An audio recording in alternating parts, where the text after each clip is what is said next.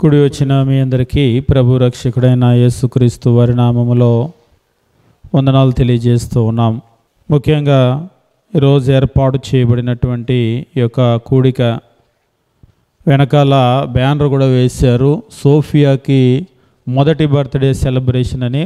ముఖ్యంగా ఒక సంవత్సరము బిడ్డకు ముఖ్యంగా కుటుంబాలలో పిల్లల్ని పెంచేటప్పుడు తల్లిదండ్రులకు వచ్చేటువంటి సంతోషము ఇదంతా మనం చూస్తూ ఉన్నాం కదా. ఈ ఏర్పాట్లు, ఈ ఆడియో సిస్టము, టెంట్లు, కుర్చీలు, ఆ తర్వాత వీటన్నింటికి మించి మధ్యాహ్నం వచ్చేవారందరికీ కూడా 100 మందికి భోజనాలు పెట్టడం మామూలు ఖర్చు కాదు. ఇది ఇంత ఖర్చు అంతా కూడా ఎందుకు చేస్తూ ఉన్నారంటే మా పిల్లలు పెరిగి పెద్దవాళ్ళు అవుతున్నారనేటువంటి సంతోషం.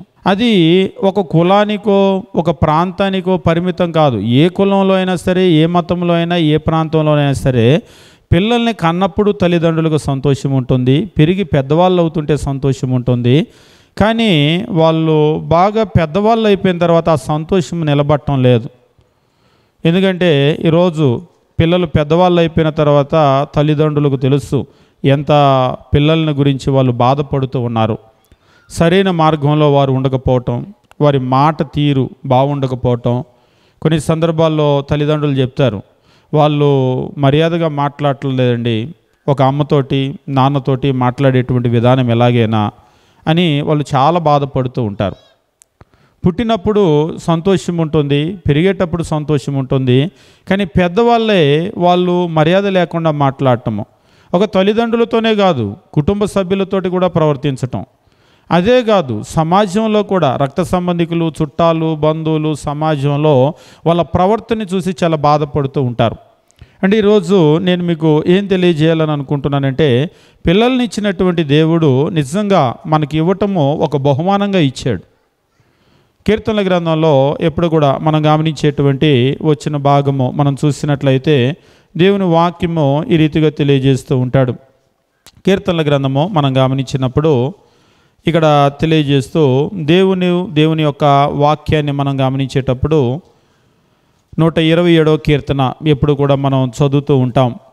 127వ కీర్తన 3వ వచనంలో, కుమారులు యెహోవా అనుగ్రహించు స్వాస్థ్యము, గర్భఫలము ఆయన ఇచ్చు బహుమానమే. ఒకసారి ఒకరు అడిగారు, కుమారులు యెహోవా ఇచ్చు బహుమానం అంటే మగబిడ్డేమో దేవుడిచ్చే బహుమానం అంట, మరి ఆడపిల్ల అట్లా రాయలేదు కదా సార్ అక్కడ అంటాడు.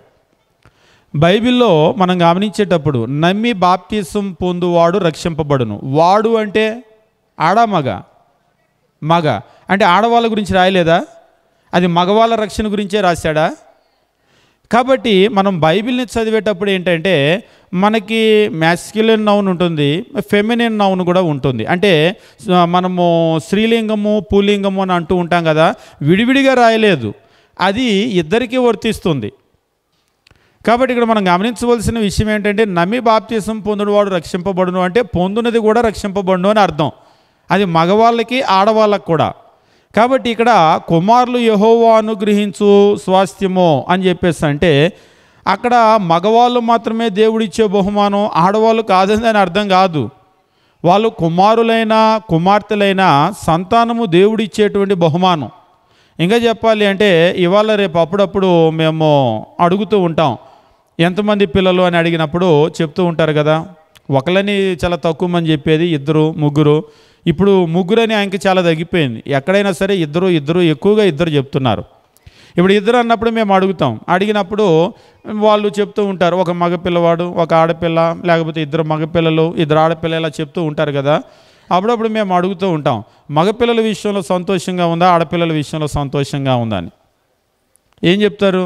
ఆడవాళ్ళు అయితే ఆడపిల్లల విషయంలో అని చెప్తారు, మగవాళ్ళు అయితే ఇక్కడ ఒక విషయం చెప్పి నేను ముందుకు వెళ్ళిపోతాను. అంటే ఒక తండ్రి చెప్పిన మాట అది. ఆడపిల్లలు ఎక్కడ ఉన్నా కానీ వాళ్ళు ఇల్లు దాటి అంటే పెళ్లి చేసుకొని వేరే ఇంటికి వెళ్ళినా కానీ మా అమ్మ మా నాన్న అని ఆలోచన చేస్తారు. మా వాడు ఉన్నాడండి, మా కొడుకు, ఆడు ఇంట్లో ఉండి కూడా మమ్మల్ని పట్టించుకోడు. ఒకవేళ ఆరోగ్యం బాగలేకపోతే కూడా అమ్మ ఎట్లుంది నాన్న ఎట్లుందని అడగడు. కానీ అక్కడి నుంచి ఆ అమ్మాయి ఉంటుంది కదా, ఆ అమ్మాయి ఫోన్ చేసి అమ్మాయి ఎట్లుంది, ఇలా ఒంట్లో బాగలేదంటే అక్కడి నుంచి అల్లల్లాడిపోతూ ఉంటుంది. ఒంట్లో బాగలేదా, మరి డాక్టర్ దగ్గరికి వెళ్ళారా, చూయించుకున్నారా, మందులు వేసుకున్నారా అని పూటకు అక్కడి నుంచి ఫోన్ చేస్తూ ఉంటుంది. అట్లన్నీ నేను ఆడవాళ్ళని గొప్ప చేసి మగవాళ్ళని తక్కువ చేసి చెప్పటం కాదు, కానీ అట్లాంటి పరిస్థితి అంటే దాన్ని బట్టి కుటుంబాలలో ఎట్లా ఉంటుందంటే, నిజంగా తల్లిదండ్రులు కానీ అంత కష్టపడి పెంచినప్పుడు మా పిల్లలు రేపు మమ్మల్ని చూసుకోవాలని ఉంటుంది కదా. ఇప్పుడు ఎన్ని డబ్బులున్నా డబ్బులు మనకి సంతోషాన్ని కలిగించవు. వాళ్ళకు ఫోన్ చేసి అమ్మాయి ఎట్లున్నారు, నాన్న ఎట్లున్నారంటే చాలా సంతోషంగా ఉంటుంది.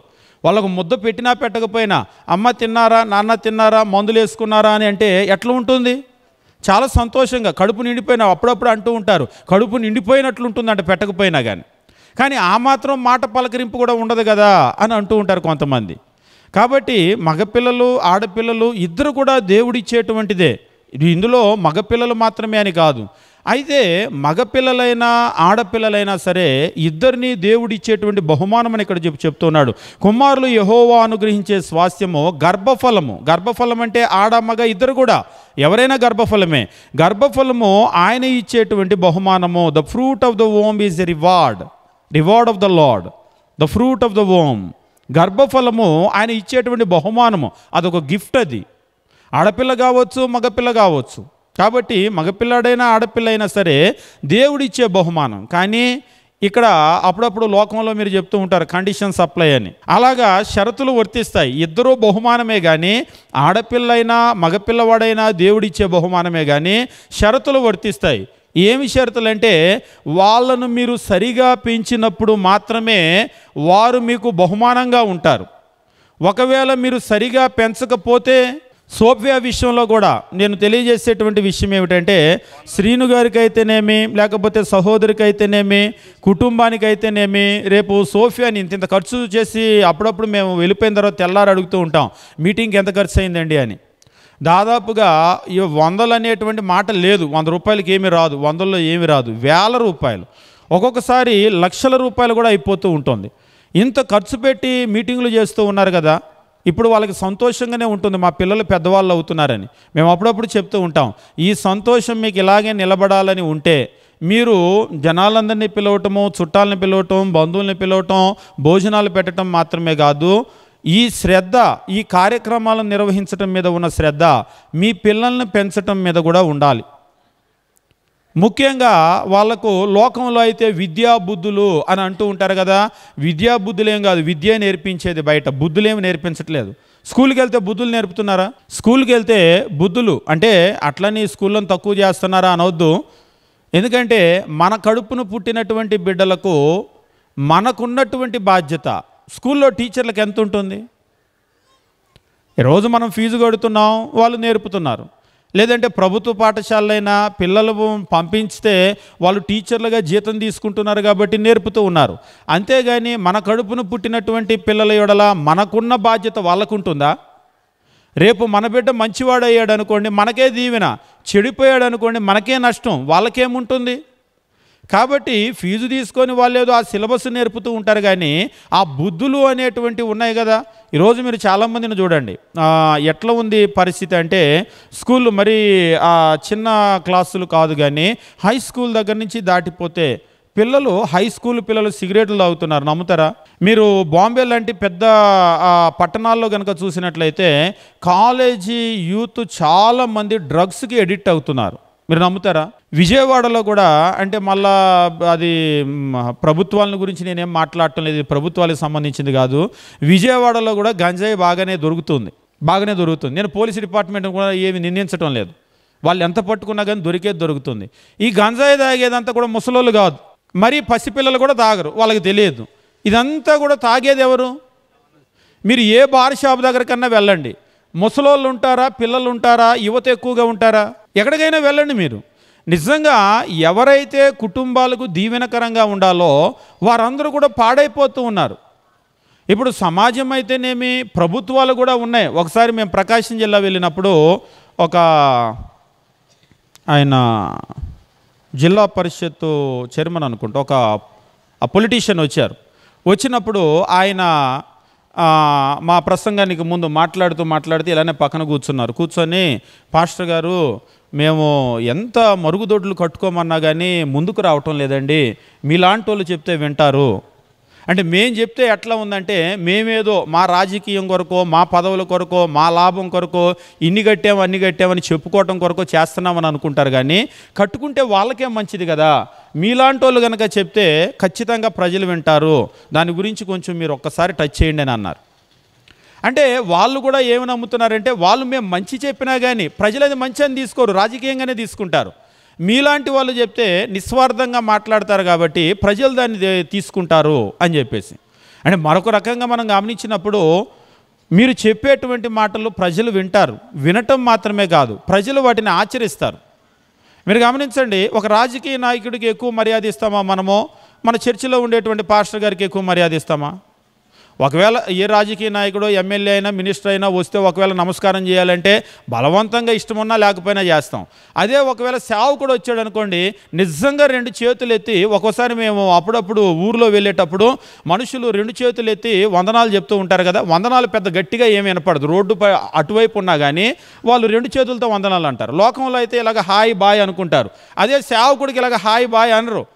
వాళ్ళు ఏం చేస్తూ ఉంటారు, ఓసారి ఒక హాస్పిటల్కి ఇలాగనే ప్రార్థన చేయడానికి వెళ్తే అందరు లేచి నిలబడుతూ ఉన్నారు, అందరు 2 చేతులతో ఇలాగ దండం పెడుతూ ఉంటుంటే అక్కడ ఆయన ఆశ్చర్యపోయి లోపలికి వెళ్ళేటప్పుడు మీరు ఏం చేస్తారా అన్నారు. నేను సేవకుడినండి అన్నాను, పాస్టర్ అన్నాను. అనేసరికి అప్పుడు ఆయనకు అర్థమైంది, అంటే వాళ్ళేదో ఏమన్నా పొలిటీషియన్ ఏమో, రాజకీయ నాయకులేమో, ఎవరోనేమో అని అనుకున్నారు. అంటే ఏంటంటే సమాజంలో కూడా ఒక మర్యాద అనేటువంటిది, మనస్ఫూర్తిగా గౌరవం అనేటువంటిది సేవకులకు ఇస్తూ ఉంటాం. అందుకనే ఇప్పుడు మా మీద ఉన్నటువంటి బాధ్యత ఏమిటి అంటే సమాజానికి పిల్లల గురించి, కుటుంబాల గురించి నేర్పించాలి. ముఖ్యంగా ఇలాంటి సభలు పెట్టుకున్నప్పుడు భోజనాలు ఎలాగూ చేస్తాం మధ్యాహ్నం పూట, కుటుంబానికి దేవుడు పిల్లల్ని ఇచ్చినప్పుడు పిల్లలు మనకు దీవెనకరంగా ఉండాలని ఒక బహుమానంగా దేవుడు ఇచ్చాడు. కాకపోతే షరతులు వచ్చిస్తాయి. ఏమిటా షరతులు అంటే ఇలాంటి కార్యక్రమాలు నిర్వహించడం మాత్రం కాదు, భోజనాలు పెట్టడం మాత్రం కాదు, అందరినీ పిలుచుకోవటం కాదు. పిల్లల్ని పెంచేటప్పుడు మనం ఏం చేయాలంటే వారికి మంచి చెడు అనేటువంటిది నేర్పవలసిన బాధ్యత మన మీద ఉంది. బైబిల్లో మనం గమనించేటప్పుడు దేవుని వాక్యం ఈ రీతిగా తెలియజేస్తూ ఉంటాడు. హెబ్రీయులకు రాసినటువంటి పత్రిక మనం గమనించేటప్పుడు బైబిల్లో ఒక మాటను తెలియజేస్తూ ఉంటాడు పిల్లల గురించి. 5వ అధ్యాయము మనం గమనించినప్పుడు దేవుని వాక్యం తెలియజేస్తూ హెబ్రీయులకు రాసినటువంటి పత్రిక 5వ అధ్యాయము 5వ అధ్యాయాన్ని మనం చూసినప్పుడు 13వ వచనమో 14వ వచనమో, మరియు పాలు తాగు ప్రతివాడు శిశువే గనుక నీతి వాక్యం విషయంలో అనుభవం లేనివాడై ఉన్నాడు. అంటే భౌతికంగా పిల్లల గురించి మాట్లాడుతూ పిల్లలు వాళ్ళకేం తెలియదు. మనం అంటూ ఉంటాం కదా పిల్లలు ఏం తెలియదని. అవును, పిల్లలు ఏం తెలియదు.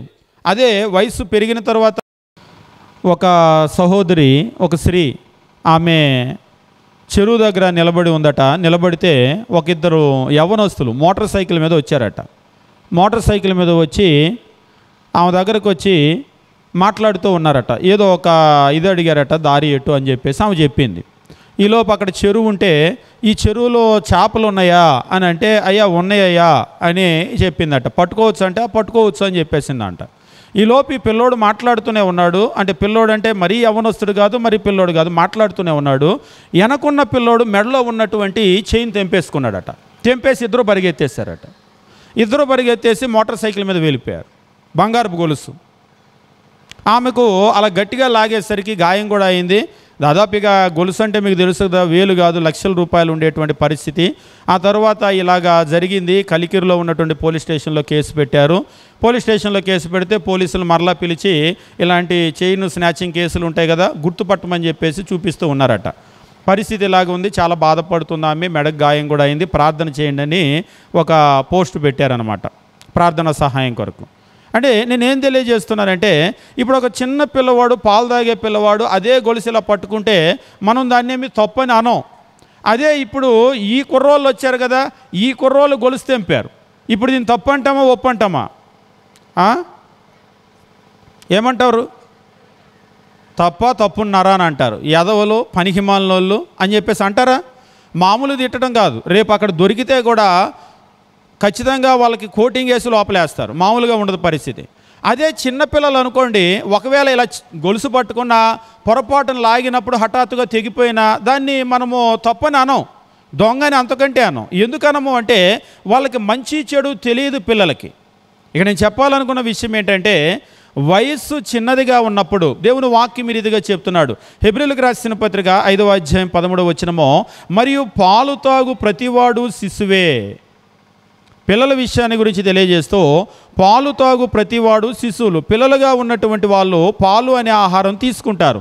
అంతేకాదు ఇక్కడ చెప్తున్నాడు, నీతి వాక్య విషయంలో అనుభవం లేనివాడై ఉన్నాడు. వాళ్ళకి ఇదంతా కూడా తెలియదు, అనుభవం లేనివాడై ఉన్నాడు పిల్లలు. అదే 14వ వచనము, వయస్సు వచ్చిన వారు అభ్యాసము చేత మేలు కీడు వివేచించుటకు సాధకము చేయబడినటువంటి జ్ఞానేంద్రియాలు కలిగి ఉన్నారు. వయస్సు వచ్చినటువంటి వారు అభ్యాసము చేత అంటే వాళ్ళు నేర్చుకోవటం చేత ఇక్కడ ఏమంటున్నాడంటే, అభ్యాసము చేత మేలు కీడు వివేచించుటకు సాధకము చేయబడిన జ్ఞానేంద్రియాలు కలిగి ఉన్నారు. జ్ఞానేంద్రియాలు ఎన్ని, అవేంటి, ఏం చేస్తాయని నేనేం చెప్పబోవటం లేదు, సైన్స్లోకి వెళ్ళి అవి మనకు తెలుసు. ఇప్పుడు మన కన్ను ఉంది, చూస్తున్నాం మంచి చెడు, ఏది మంచి ఏది చెడు, చూసేదానిలో మంచి చెడు ఉంటుందా? మనకు చిన్నప్పుడైతే, ఇప్పుడు కూడా అనుకోండి, ఒక 3 కోతుల్ని పెడతారు పక్కన. ఒక కోతి ఏమో కళ్ళు మూసుకొని ఉంటుంది, ఒక కోతి ఏమో నోరు మూసుకొని ఉంటుంది, ఇంకో కోతి చెవులు మూసుకొని ఉంటుంది. నేను మొదట్లో బొమ్మలు చూసినప్పుడు నాకు అర్థం కాలేదు చిన్నప్పుడు, అదేంటి కోతులు గమ్మత్తుగా ఉన్నాయి అని ఆ బొమ్మలు చూసినప్పుడు. అప్పుడు పక్కన ఉన్న పెద్దవాళ్ళు చెప్తున్నారు, ఆ కళ్ళు మూసుకుంది చూడు కోతి అంటే చెడు చూడొద్దు అని, నోరు మూసుకుంది అంటే చెడు మాట్లాడొద్దు, చెడు వినొద్దు అనేటువంటిది అలా చెప్తూ ఉంటారు. అంతే కదా. ఇంతకీ ఏది మంచి ఏది చెడు, ఏది మంచి ఏది చెడు ఎవరు నేర్పాలి వాళ్ళకి? పిల్లలప్పుడంటే వాళ్ళకి తెలియదు, దేవుడు నేర్పేసి భూమి మీదకి పంపించటం లేదు. ప్రతి పిల్లవాడు పుట్టినప్పుడు, ప్రతి బిడ్డ, వాళ్ళ ఆడవాళ్ళు కావచ్చు మగవాళ్ళు కావచ్చు, పుట్టినప్పుడు ఆ బిడ్డలకు మంచి చెడు అనేటువంటిది ఏమీ కూడా తెలియదు. దేవుడు వారు ఒక బహుమానంగా ఉండాలి అని మన కుటుంబాల్లో దేవుడు మనకి ఇస్తున్నాడు. మరి ఇప్పుడు వాళ్ళు పెరిగి పెద్దవాళ్ళు అయ్యేటప్పుడు వారికి మంచి చెడు ఎవరు నేర్పాలి? ఎవరి మీద ఉంది ఆ బాధ్యత?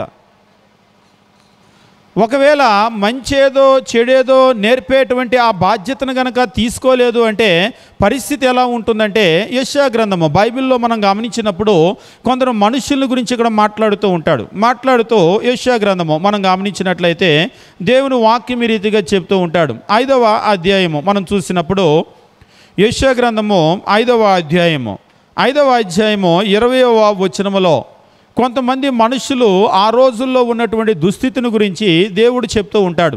చెప్తూ ఆయన ఏమంటున్నాడంటే 20వ వచనములో, కీడు మేలనియు మేలు కీడనియు చెప్పుకొని చీకటి వెలుగనియు వెలుగు చీకటనియు ఎంచుకుని వానికి శ్రమ. మేలు కీడని కీలు మేడని చెప్పుకొని అలా గనక ఎంచుకుంటే వాళ్ళకి శ్రమ.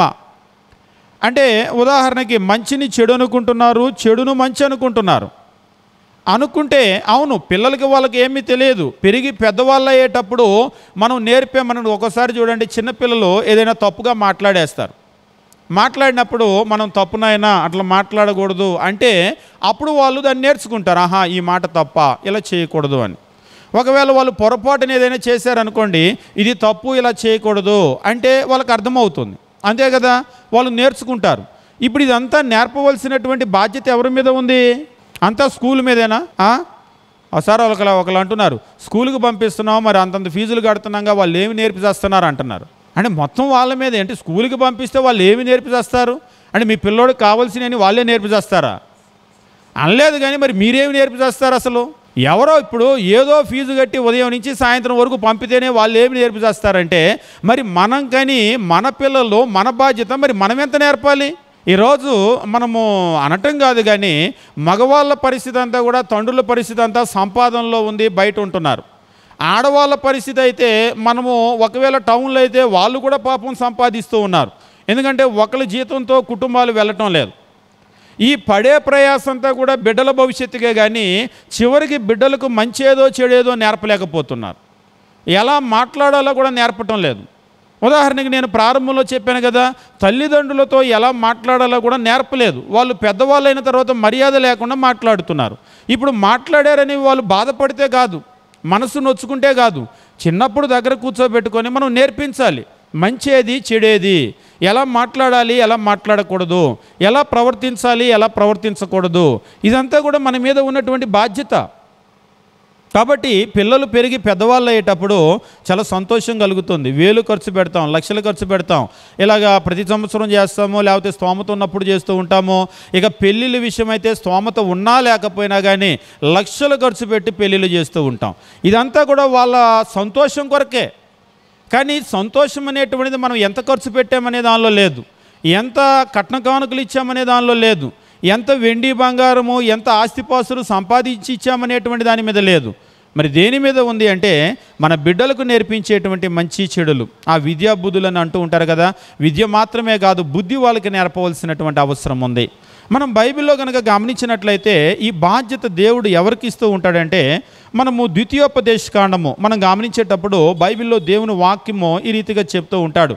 ద్వితీయోపదేశకాండము మనం గమనించేటప్పుడు దేవుడు పాత నిబంధన గ్రంథంలోనే మోషే అనేటువంటి నాయకుని ద్వారా ఇజ్రాయేలు ప్రజలందరికీ కూడా చెప్పమని చెప్పేసి తెలియజేశాడు. ఏమని అన్నాడంటే 6వ అధ్యాయము మనం గమనించినప్పుడు ద్వితీయోపదేశకాండము 6వ అధ్యాయంలో దేవుని వాక్యము తెలియజేస్తూ 7వ వచనం నుంచి ఈ మాటలు చెప్తూ ఉన్నాడు. నీవు నీ కుమారులకు వాటిని అభ్యసింపజేసి, నీవు నీ కుమారులకు వాటిని అభ్యసింపచేసి అంటే నేర్పించి, నీ కుమారులకు వాటిని నేర్పుకో. తల్లిదండ్రులకు చెప్తూ ఉన్నాడు. ఏం చేయాలట? పెద్దవాళ్ళకి నీ ఊరికి నేర్పు కాదు. వాస్తవంగా మీరు గమనించండి, ఎవరింట్లో ఉన్న పిల్లలకి వాళ్ళ ఇంట్లో ఉన్న తల్లిదండ్రులు నేర్పుకుంటే ఊరిలో ఉన్న వాళ్ళు అందరూ కూడా నేర్చుకుంటారు. ఇంకా కొత్తగా ఎవరు నేర్పాల్సిన పని లేదు. కాబట్టి దేవుడు మీరు గమనించినట్లయితే ప్రపంచంలో ఎక్కడ ఏ జీవికి లేనటువంటి ఒక ఫ్యామిలీ సిస్టమ్ అనేటువంటిది మనిషికి ఏర్పాటు చేశాడు. కానీ ఈరోజు ఉన్నటువంటి మనిషి కుటుంబ వ్యవస్థ అంతా కూడా దేని కొరకు ఉంది అంటే, కుటుంబం అంతా కూడా వాళ్ళు సంపాదించుకోవటానికి, ఒక ఇల్లు కట్టుకోవటానికి, ఇంకా చెప్పాలంటే అండర్ వన్ రూఫ్ అని అంటూ ఉంటారు కదా. అంటే ఒక కప్పు కింద ఒక 4 గోడల మధ్యలో ఒక ఇంట్లో కలిసి బ్రతకటానికి మాత్రమే ఉపయోగించుకుంటున్నారు ఇంటిని. అంటే అందరూ కలిసి వండుకోవటము, అందరూ కలిసి తినటము, అందరూ కలిసి పడుకోవటము, లేవటము, ఇందుకొరకే ఇల్లు. కానీ మన పిల్లలకు మనం నేర్పుకునేటువంటి దాని మీద ఈరోజు ఇళ్లలో శ్రద్ధ లేదు. ఇంకా చెప్పాలి అంటే ఈ టీవీలు వచ్చిన తర్వాత మన టైం అంతా కూడా అవి లాగేసుకుంటున్నాయి, దోచేసుకుంటున్నాయి. పొద్దున్నే లేస్తే పని చేసుకుంటాం, ఇంట్లో కావాల్సిన వంట వార్పు, అంట్లు బట్టలు ఇవి ఏదన్నా కానీ మనం మొత్తం చేసుకుంటారు ఆడవాళ్ళు. మగవాళ్ళు అయితే బయలుదేరి బయటికి వెళ్తారు. ఇక తర్వాత పనులన్నీ అయిపోతే టీవీ రిమోట్ తీసుకుంటారు. రిమోట్ తీసుకొని మరి ఇక్కడ పరిస్థితులు ఎలా ఉంటాయో కానీ మధ్యాహ్నం దాకా చూస్తారు. మధ్యాహ్నం తర్వాత మొద్దు తిని కాసేపు నిద్రపోతారు. మరలా లేచిన తర్వాత పిల్లలు స్కూల్ నుంచి వస్తారు, కాలేజీ నుంచి వస్తారు, వాళ్ళకి ఏదో రెడీ చేస్తారు. నైట్కి ఆయన వస్తాడు, ఆయన కొరకు రెడీ చేస్తారు. ఇదంతా పెట్టేసిన తర్వాత ఏం చేస్తారంటే మరలా టీవీ రిమోట్ తీసుకొని ఇక మరలా సాయంత్రం నుంచి సీరియళ్ళు ఉంటాయి కదా, గుప్పిడంత మనస్సు ఇంకేదో అవి ఇవి ఉంటాయి కదా. ఇలాంటి సీరియళ్ళన్నీ కూడా ఇవి కొంచెం బాగుంటాయి అంట. మరి మీకే తెలుసు, మేము అదంతా కూడా చూసేవాళ్ళం కాదు, అప్పుడప్పుడు అడుగుతూ ఉంటాం. ఒకప్పుడు కార్తీక దీపం బాగా చూసేవాళ్ళు, దేవుడి దయ వల్ల అది అయిపోయిందిలే, ఇప్పుడు జనాలు ఇక మీదటన్నా ప్రార్థనలకు వస్తారనుకుంటే కార్తీక దీపం అయిపోయిన తర్వాత ఇలాంటి సీరియల్. ఒక సేవకుడు అంటున్నాడు, సార్ ఒకటైపోతే ఒకటి ఏదో ఒక సీరియల్ వేస్తాడు, ఇక సీరియల్ అనేదానికి అంతం అనేది ఉండదట. జనాలు కూడా ఈ సీరియల్ చూసాము చాలే, ఇది అయిపోయిన తర్వాత అన్నా కానీ సీరియళ్ళు మానేద్దాం అనేటువంటి తీర్మానాలు వీళ్ళకే ఉండవు. ఒకవేళ అలాంటి తీర్మానం ఎవరన్నా చేసుకున్నా కానీ ఆ తీర్మానాన్ని పాటించలేరు. ఇక ఇప్పుడు ఏమైపోయిందంటే మనం మన పిల్లలకు వెచ్చించాల్సిన సమయము, ఇంకా చెప్పాలంటే చాలా కాలం క్రితం 1.5 సంవత్సరం పైన అవుతుందేమో, మెడ్రాసు హైకోర్టులో ఒక కేసు వేసాడు ఒక ఆయన, ఒక గవర్నమెంట్ ఉద్యోగి. ఆయన వేసినటువంటి కేసు ఏమిటి అంటే, సాయంత్రం ఆయన డ్యూటీ నుంచి వచ్చేసరికి వాళ్ళ ఆవిడ వంట వండేసి అక్కడ పెట్టేసి, మంచినీళ్ళు అక్కడ పెట్టేసి, కావలసినవి అక్కడ పెట్టేసి, టీవీ దగ్గర నుంచి లేవదంట. అంటే ఫేవరెట్ సీరియల్ వాళ్ళ తమిళ సీరియల్ ఏయో వస్తాయి, కూర్చొని లేవదట. ఆయన వచ్చాడు, మంచినీళ్ళు కావాలంటే అక్కడ ఉన్నది తాగు, అన్నం అంటే అక్కడ ఉంది పెట్టుకొని తిను, స్నానానికి నీళ్ళు ఆల్రెడీ పెట్టేసాను వెళ్ళు, లేవను మాత్రం లేవదట. ఈయనంతా తినేసి పడుకుంటే రాత్రి దాకా ఉన్న సీరియల్ని చూసి అప్పుడు వచ్చి పడుకుంటుందట. ఆయనకి భార్యతో చెప్పి చెప్పి చెప్పి సరే నన్ను పట్టించుకోవట్లేదు, పిల్లల్ని కూడా పట్టించుకోవట్లేదు, విసిగిపోయాడు. ఏం ఎలాగూ మానేదని చెప్పేసి ఏం చేశాడంటే ఆ టీవీ ఛానళ్ళ మీద కేసేసాడు. మీరు దయచేసి ఆ టీవీ ఛానళ్ళ చేత ఆ సీరియల్లో ఆపించండి, లేకపోతే కాపురాలు కూలిపోతున్నాయని, కుటుంబాలు పాడైపోతున్నాయని. కానీ వాళ్ళు ఏం చేశారంటే హైకోర్టు ఆ కేసు కొట్టేశారు, దీనికి మేమేం చేయలేమని. కానీ అది వాస్తవం. నిజమేమిటి అంటే కుటుంబాల్లో భార్య భర్తతో గడపడానికి కానీ, పిల్లలతో గడపడానికి కానీ, ఆ మంచి చెడు కానీ, ప్రేమ ఆప్యాయతలు కానీ వీడికి సమయం లేదు. మరి ఏమైపోయింది సమయం అంటే ఉన్న సమయం అంతా కూడా అవి దోచేసుకుంటూ ఉన్నాయి, టీవీలని, సినిమాలని, అవన్నీ ఇవన్నీ ఏదో రకంగా. కానీ ఇక్కడ మనం ఏం మిస్ అయిపోతున్నామంటే పిల్లలకు మనం నేర్పుకోవాల్సిన మంచి నేర్పుకోలేకపోతున్నాం. రేపు వాళ్ళు పెద్దవాళ్ళు అయిన తర్వాత ఎలా మాట్లాడాలో నేర్పలేదు కదా. వాళ్ళు గనక మనతో తప్పుగా మాట్లాడితే, మర్యాద లేకుండా మాట్లాడితే రేపు అప్పుడు బాధపడతాం. ఆ బాధపడటం మాత్రమే కాదు, ఒకసారి ఒక తల్లి వాళ్ళ అబ్బాయి పెద్దవాడు అయిపోయాడు, ఏదో బూతు మాట అనేసాడట. చాలా బాధపడిపోయి కడుపులో పెట్టుకొని చాలా బాధపడిపోతూ ఎవరితో కూడా చెప్పుకోవట్లేదు, వాడు ఎంత మాట అనేసాడు, అంత మాట అనేసాడు, ఎలా పెంచాము, ఎలా చేశాము, అంత మాట అనేసాడని చెప్పేసి.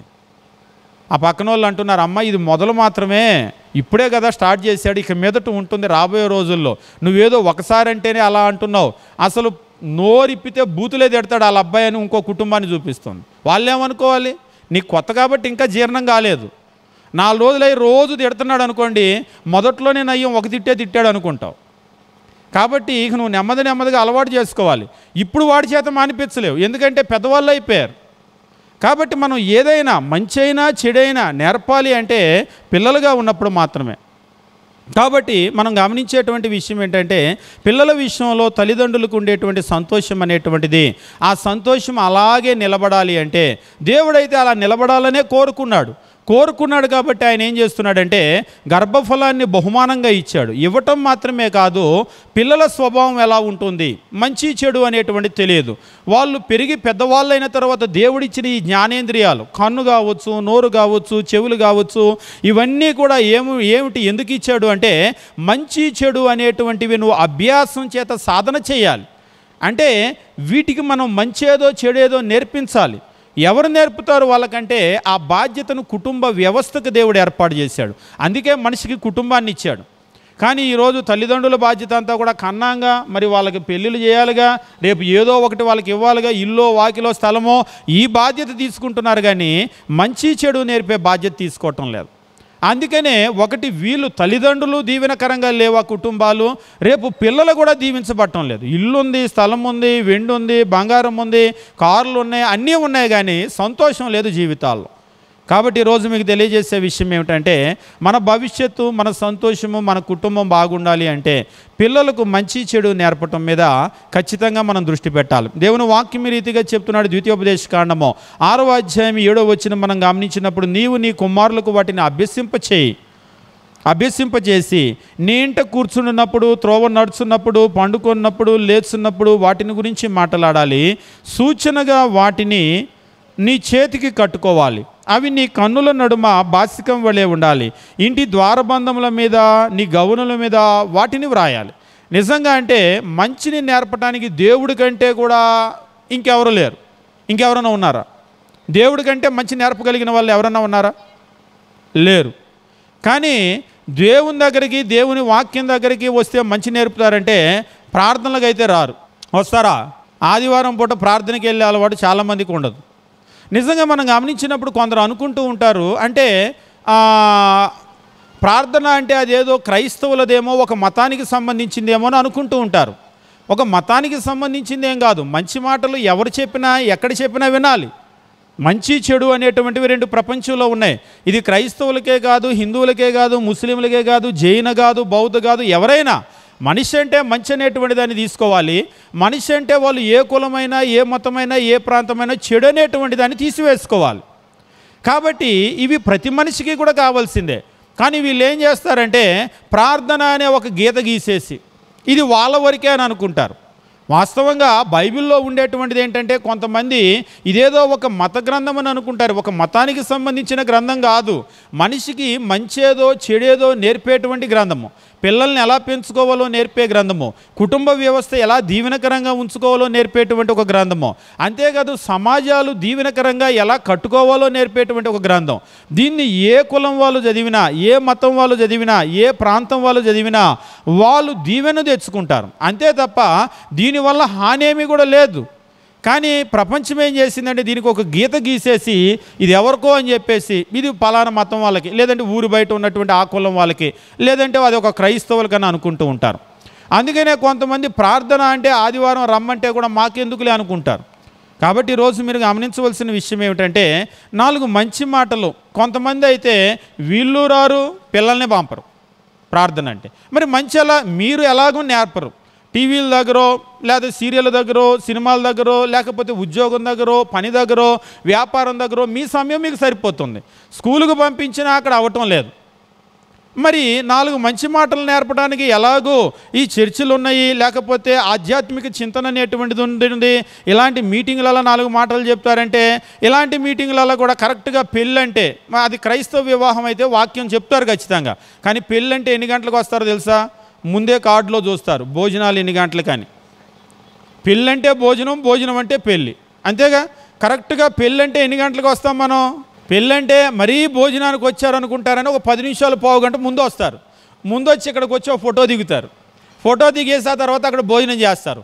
ఇక భోజనం చేసిన తర్వాత తుపాకీ తోటాకు కూడా దొరకరు కాళ్ళు. ఇక ఎక్కడ ఉంటారో కూడా ఇక చూస్తే మాయమైపోతూ ఉంటారు. 4 మంచి మాటలు వినేటువంటి పరిస్థితి ఎక్కడా మనం చోటు ఇవ్వటం లేదు. మనకు అన్ని చోట్ల కూడా ప్రతి ఆదివారం అవకాశం ఉంటుంది, ఇలాంటి చోట అవకాశం ఉంటుంది, అనేక మతాల్లో మంచి మాటలు చెప్తూనే ఉంటారు. కానీ ఎక్కడా కూడా మనం అవకాశం ఇవ్వం, వాటి దగ్గరికి వెళ్ళం. ఒకవేళ దేవుడి దగ్గరికి వెళ్ళినా దండం పెట్టుకొని నన్ను దీవించు, నా కుటుంబాన్ని దీవించు అంటారు. కానీ ఆ దీవించబడటానికి ఏ మంచి మాటలు అవసరమో వాటిల్నైతే వినం. కాబట్టి ఇప్పుడు ఏమైపోయిందంటే ఎంత దీవించు అన్నా కానీ ఆ దీవెన మన దగ్గరకు రాకుండా పోయింది. కాబట్టి ఈరోజు మీ అందరు కూడా ప్రేమపూర్వకమైనటువంటి విషయం ఏమిటి అంటే మన కుటుంబాలు, మన పిల్లలు దీవించబడాలి అంటే దేవుని మాటలు నేర్పాలి. మంచి చెడు అనేటువంటి విషయాన్ని వాళ్ళకి నేర్పాలి. ఆ నేర్పేటువంటి బాధ్యత ఎవరి మీద ఉంది అంటే తల్లిదండ్రుల మీద ఉంది. ఇక ఒక విషయాన్ని చెప్పి నేను ముందుకు వెళ్ళిపోతాను. తల్లిదండ్రుల మీద ఉంది నేర్పాల్సిన బాధ్యత. కానీ నేర్పాల్సినటువంటి వయస్సు ఏ వయస్సు అంటే మీరు ఏదైనా సరే ఒక వయస్సులోనే మనము చేయగలం. ఆ వయస్సుని దాటితే మీరు ఒక ఇనప ముక్క ఉందనుకోండి, ఆ ముక్కని మీకు ఇచ్చి దాన్ని వంచమని చెప్పేసి అన్నారు, లేకపోతే ఒక కత్తి చేయమన్నారు, లేదంటే దాంతో ఏదన్నా ఒక పనిముట్టు చేయమన్నారు. దాన్ని ఆ ఇనప ముక్కను తీసుకొని దాన్ని సుత్తితో కొడితే వంగుతుందా? వంగాలంటే ఏం చేయాలి? ముందు దాన్ని కాల్చాలి. కాల్చాము, కాల్చి తీసి బయట పెట్టాం. ఈలోపు మాట్లాడటానికి ఎవరో వచ్చారు, మీ బోటోలు వందనాలని చెప్పి వచ్చారు. వచ్చేసరికి ఒక 10 నిమిషాలు, పావు గంట మాట్లాడాము, ఈ లోపల చల్లబడిపోయింది. ఇందాక కాల్చాను కదా అని ఇప్పుడు కొడితే వంగుతుందా? దాన్ని కొడితే ఎప్పుడు కొట్టి ఉండాలి? ఆ కాల్చిన వేడిలో ఎర్రగా ఉంటుంది కదా, మనం కొలింలో చూస్తాం, లోపల పెడతాడు, ఎర్రగా అవగానే అలా బయట పెడతాడు. పెట్టాడో లేదో ఇద్దరు సుత్తులు పట్టుకొని ఉంటారు, పట్ట పట్ట పట్ట పట్ట అటు ఇటు వేసేస్తూ ఉంటారు. ఈ లోపు కొంచెం అది ఎర్రదనం తగ్గింది అనగానే మళ్ళీ పెడతాడు లోపల. మళ్ళీ ఎర్రగా ఉన్నప్పుడు అంటే ఆ టైం ఉంది కదా, అప్పుడే దాన్ని వంచాలి. చల్లబడితే వంచలేము. అంటే ఇనప మొక్క గురించి ఎందుకు చెప్తున్నారని అనుకుంటారేమో. అలాగే మనిషికి కూడా వంగేటువంటి ఒక వయస్సు ఉంటుంది, ఏమి చెప్పినా కానీ నేర్చుకునేటువంటి ఒక వయస్సు ఉంటుంది. ఏ వయస్సు అది అంటే బైబిల్లో చెప్తూ ఉంటాడు. మనము సామెతల గ్రంథము 22వ అధ్యాయము గమనించేటప్పుడు ఇప్పుడు కూడా ఇక్కడ కనుక మనం చూసినట్లయితే ద్వితీయోపదేశకాండంలో కూడా నీ కుమారులకు వాటిని అభ్యసింపచేసి అని అన్నాడు కదా. అన్నటువంటి దేవుని వాక్యం ఏమంటూ ఉన్నాడంటే సామెతల గ్రంథము 22వ అధ్యాయము 6వ వచనాన్ని మనం గమనించినప్పుడు దేవుని వాక్యం ఈ రీతిగా తెలియజేస్తూ ఉంటాడు. బాలుడు నడవలసిన త్రోవను వానికి నేర్పు. బాలుడు నడవలసిన త్రోవ. మీరు ఆంగ్లంలో కనుక చూసినట్లయితే train up a child in the way he should go. Train up a child in the way he should go. Child అనేటువంటి మాటకు బాలుడు అంటే కూడా పిల్లవాడు. అంటే ఎప్పుడు నేర్పాలి? ఏ వయసులో నేర్పాలి? మనం అంటాం కదా పసితనం, పసితనం అంటే ఏమీ తెలియదు అని అంటాం కదా. ఆ పసితనంలో నేర్పాలి, అది నేర్చుకునే వయసు. ఆ పసితనం దాటిపోయింది అనుకోండి, పసితనం అనేటువంటిది ఎలా ఉంటుందంటే లేతగా ఉంటుంది. అంటే మనం చెట్ల భాషలో మాట్లాడితే కొమ్మ లేతగా ఉంది, దాన్ని ఎటు వంచి కడితే అటువైపు పెరుగుతుంది. రేపు అది పెరిగి పెద్దదైపోయి బాగా లావ్ అయిపోయింది అనుకోండి, ఇక దాన్ని వంచాలంటే వంచగలరా?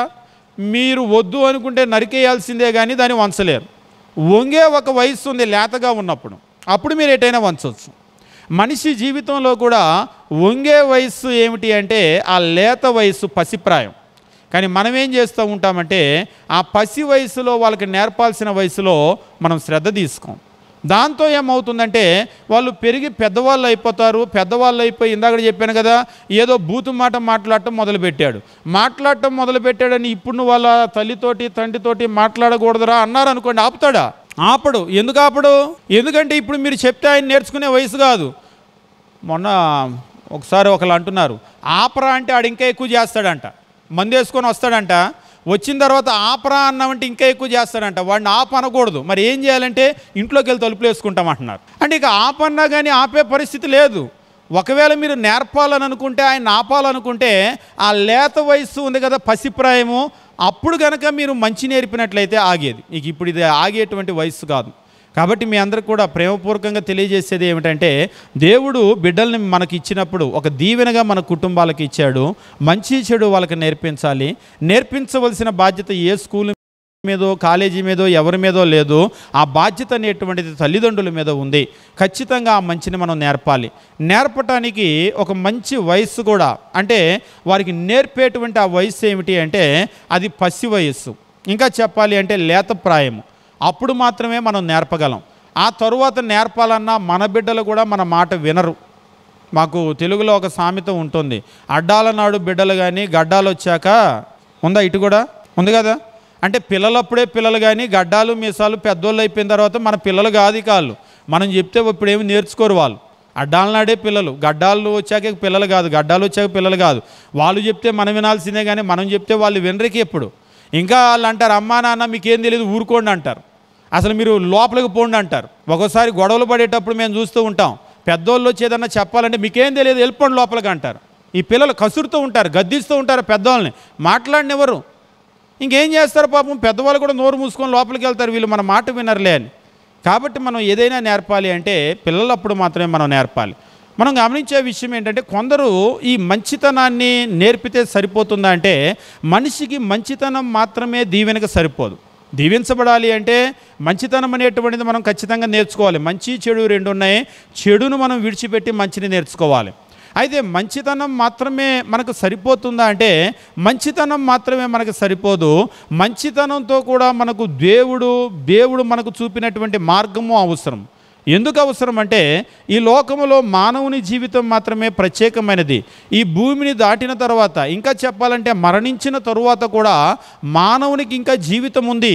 మరణం అనేటువంటిది మన ముగింపు ఎంత మాత్రము కూడా కాదు. ప్రసంగి గ్రంథము 12వ అధ్యాయము 7వ వచనం మనం చదివేటప్పుడు దేవుని వాక్యం ఈ రీతిగా తెలియజేస్తూ ఉంటాడు. ప్రసంగి గ్రంథము 12వ అధ్యాయము 7వ వచనంలో మనం చదివినప్పుడు, మన్నైనది వెనుకటి వలెనే మరల భూమికి చేరును, ఆత్మ దాని దయచేసిన దేవుని యొద్దకు మరలపోవును. ఆత్మకు అంతమనేటువంటిది లేదు. అంటే మనిషిలో ప్రాణము, ఆత్మ ఒకటి ఉంది. మరణం అనేటువంటిది, చావు అనేటువంటిది ఏమిటి అంటే, ఈ శరీరములో ఉన్నటువంటి మన ప్రాణము, ఆత్మ అనేటువంటిది శరీరాన్ని విడిచి బయటకు వస్తుంది. ఇక ఆ తర్వాత శరీరానికి మనము ఆ అంత్యక్రియలు చేస్తూ ఉంటాం, చివరి కార్యక్రమాలు.